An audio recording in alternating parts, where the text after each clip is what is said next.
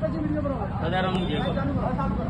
અમે પાખંડ અને અંધશ્રદ્ધા વિરુદ્ધની અંદરના મુહિમના ભાગરૂપે આજે અમે મુના ગામમાં ચાલી રહેલા પાખંડ માટે અહીં આવેલા અને એ સમયે અમે એ સ્થળ ઉપર આજે ઊભા છીએ હાલ અને જે તે સમયે અમે બેઠા હતા ત્યારે અરવિંદ ભુવા કરીને અહીંયા આખું આ એક ચલાવે છે અને એની અંદર અમે લોકો અહીંયા બેઠા હતા એમની સાથે વાતચીત કરતા હતા તે સમયે એમના સપોર્ટરો અમારી ચારે બાજુ થઈ અમારી સામે એટેક કરેલો અને એટેક કરવાના પરિણામે અમારા સાથે ધક્કામુક્કી થયેલી અમને ડરાવવાનો પ્રયત્ન કરેલો એટલે આવા જે મુહિમ ચલાવવાવાળાને આ લોકો એવા મેસેજ આપતા હતા કે અમારી સામે કોઈ પ્રશ્ન ના કરી શકે એટલે મારે ખાસ કરીને ઠાકોર સમાજને અને બીજા જે અંધશ્રદ્ધામાં ફસાયેલા લોકોને મારે આજે વિનંતી કરવી છે કે આવા લોકોથી ડરો નહીં.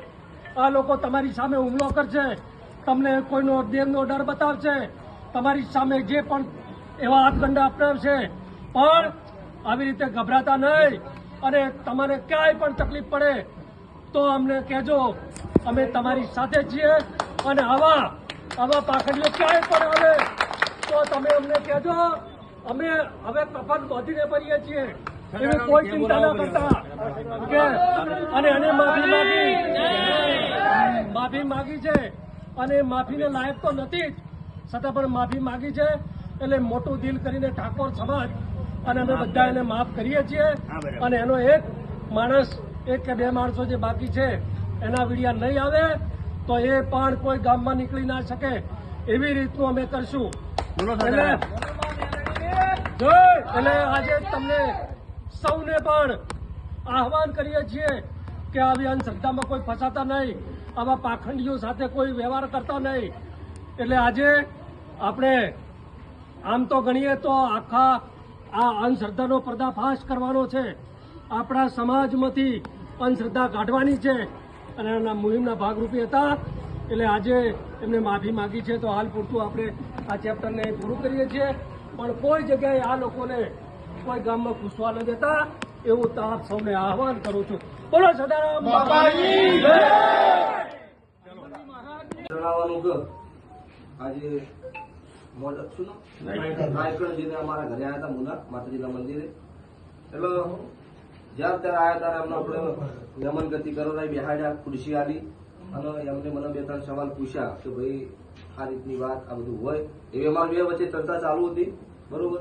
અને એન્ડમાં વાત થઈ કે ભાઈ તમે આવ્યા છો, તમે પૂછ્યું છે બરોબર, એટલે શેના માટે પૂછો છો?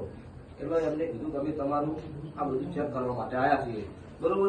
એટલે એમાંથી પબ્લિક વધારે હતી, પબ્લિકના દ્વારા ઉભાળો થઈ ગયો બરોબર. નહીં, તમારા સપોર્ટર હતા. તમારો ભાઈ મોડો છે ને તો મંત્રી ના આપણા ભાઈ કોણ છે? ભોળો હતો, ભોળો કોણ વાત કરી? હા, ભોળો. આ ભણો થાય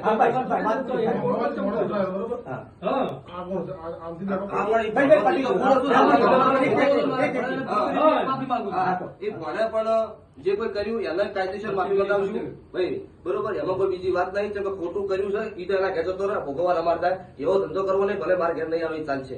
પ્રશ્ન બીજો કે જે કોઈ અત્યારે ઉબાળો થયો હોય એ બધી દિલથી હૃદયના ભાવથી 100% માફી માંગુ છું કે આ વાત કોઈને મગજમાં લેવી નહીં. અત્યારે અમારા દ્વારા મંત્રી દ્વારા બધી વાત થઈ હોય બરોબર, એ બધી 100% માફી માંગુ છું. કેમ કે મારા ઘરે બબાલ થઈ હોય, કરવાવાળાની વાત તો સાઈડ પર રાખો પણ નોમ બદલે અમારું થાય, અમને ખોટું લાગે, પરિવાર જેવું આડું પાડું કામ છે. એટલે દરેકને આ માધ્યમથી જણાવવાનું કોઈને આ વાતનો મન દુઃખ રાખવું નહીં. કે અમારો પરિવાર છે, કાલ દાડો ભેળું રહેવાનું છે. એટલે કોઈને મગજમાં ખોટી વાત નહીં, ખોટી વાતમાં લેવું નહીં. જય માતાજી.